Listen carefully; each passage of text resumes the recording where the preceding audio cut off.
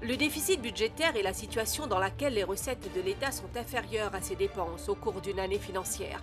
Augmenter le déficit budgétaire a un impact économique qui peut, selon certains économistes, être un stimulant pour l'activité économique ou simplement être un moindre mal dans certaines situations de relance de l'économie.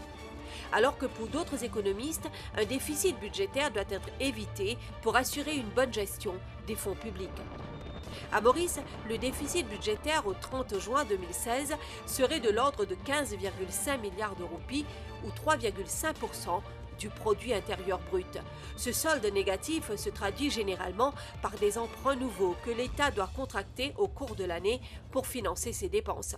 Et ces emprunts viennent alimenter la dette de l'État.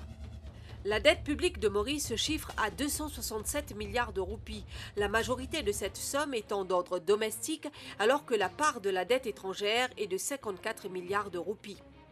En termes de pourcentage de la dette publique par rapport au PIB, le taux est sur une courbe ascendante depuis l'année 2012.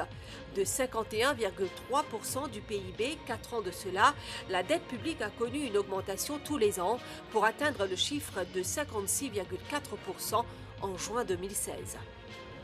À ce sujet, le ministre des Finances et du Développement économique, Pravin Jugnauth, avait affirmé le 15 juillet dernier que le budget 2016-2017, qui sera présenté vendredi prochain, va privilégier une discipline fiscale et une prudence financière. Entendez par cela une meilleure gestion des dépenses du gouvernement en vue d'assurer une meilleure efficience dans l'utilisation des fonds publics.